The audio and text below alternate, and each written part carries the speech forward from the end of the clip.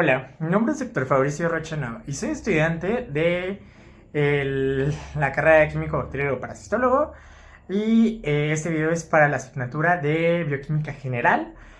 Soy del grupo 4QM2 en la sección 2 y para esta práctica que me tocará poder abordar un poco y explicarles acerca del efecto de la temperatura sobre el efecto de la velocidad enzimática sobre la generación del complejo enzima-sustrato. Bueno, para poder comenzar un poco a hablar acerca de lo que es el efecto de las enzimas, se debe entender cuál es el efecto enzimático. En este caso, las reacciones enzimáticas son los catalizadores por excelencia biológicos de poder reducir la energía de activación que sea más cercana para poder, en este caso, producir un efecto biológico, en este caso,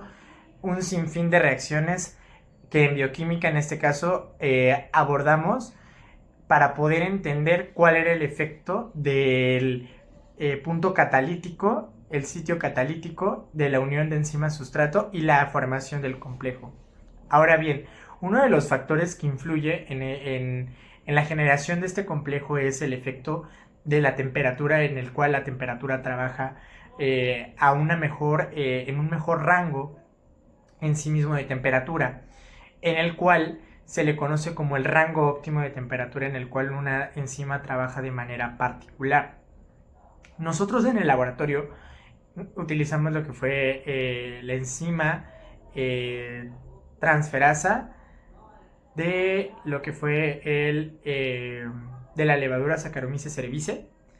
y utilizamos lo que fueron parámetros de identificación a lo largo de rangos abiertos de temperatura que fueron desde los 0, 25, 37, 50, 75 y 92 grados Celsius, que fueron lo que se trabajó en el laboratorio. Ahora bien, nosotros, el equipo 1 de la sección 2, obtuvo un gráfico parecido a esto, si no es este, en el cual obtuvimos lo que fue un rango óptimo entre las temperaturas de 50 y 75 grados, siendo la mejor temperatura de rango de la enzima del microorganismo Saccharomyces cerevisiae a los 50 grados. Esto con una absorbancia de 0.536 y descendiendo en un efecto tipo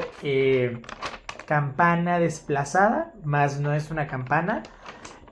a los 92 grados centígrados, que es cuando la enzima ya se encuentra desnaturalizada. Es decir, aquí tenemos una variación de un rango de 75 a 50 grados, es decir, una temperatura máxima y una temperatura en la cual se encuentra subsecuente o un dato en el cual se graficó, ¿no? En este caso, también tuvimos lo que fueron los cálculos de la concentración de sustrato que fue en el cual hicimos lo que fueron las adiciones correspondientes en nuestros tubos de trabajo, tanto en los problemas como en los testigos siendo nuestra referencia negativa, al cual en este caso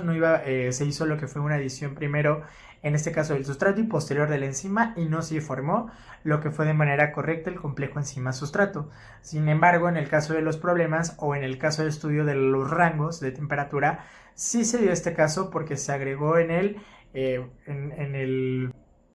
orden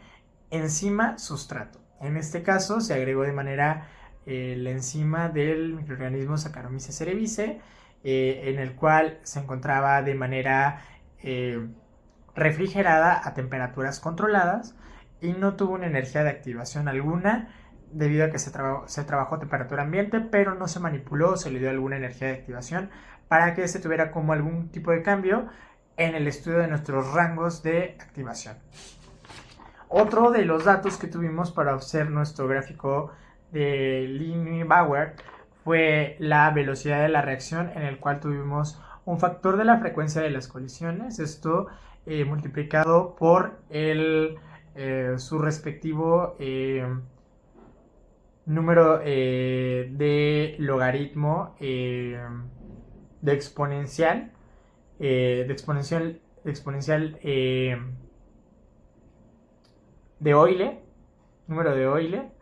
elevado a la energía de activación multiplicado por la constante ideal de los gases, que es 8.314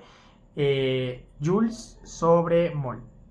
Y este a su vez multiplicado por la temperatura a la cual fue trabajado el sistema, esto en grados Kelvin, es decir, haciendo la conversión de los grados Celsius que fueron trabajados sumado al sistema de 278.15 grados Kelvin con respecto de los grados Celsius. Al obtener la gráfica de Line-Bauer, obtuvimos un gráfico parecido a este en el cuarto cuadrante, en el cual graficamos lo que fue la inversa de la velocidad sobre inversa de velocidad máxima sobre menos la inversa de la constante de Michaelis. Esto para poder obtener un gráfico linearizado con los datos que tuvimos de las concentraciones dadas calculadas, como ya mencionaba anteriormente, en lo que era la obtención correspondiente de los gráficos de Line-Bauer de la enzima invertasa. Entonces obtuvimos valores para poder graficar esto de acuerdo a lo que es nuestra inverso de la velocidad, dado lo que era nuestra cantidad de sustratos respectiva, sumado por la inversa de lo que fueron nuestras absorbancias respectivas en las temperaturas graficadas. Dado que nos dio este gráfico y se linearizó esto con el simple trazo de una regla,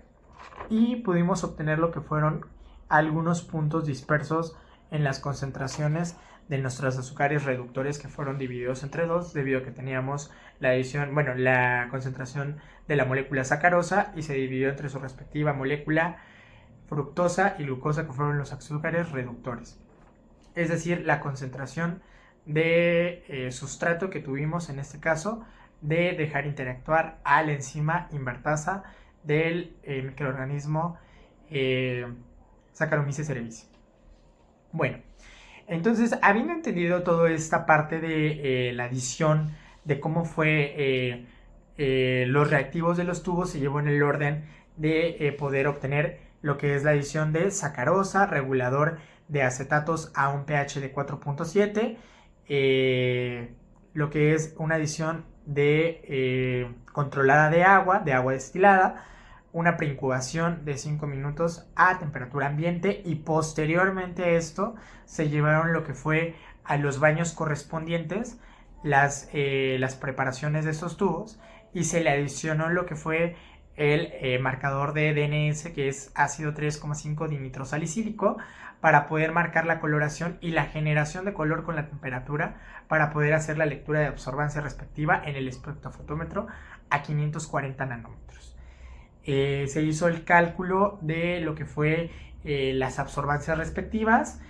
y obtener lo que fue el coeficiente obtenido general para cada uno de los tubos de la concentración de sustrato que se encontraba en cada uno de ellos, como lo mencioné, y a partir de ellos obtener el gráfico de Line-Bauer. Y a partir también de estos datos de absorbancia poder obtener lo que era nuestro gráfico asimilado a una campana desplazada, sin embargo no es una campana, de la temperatura o el rango óptimo que se obtiene en el trabajo óptimo de la enzima invertasa del microorganismo Saccharomyces cerevisiae sobre nuestra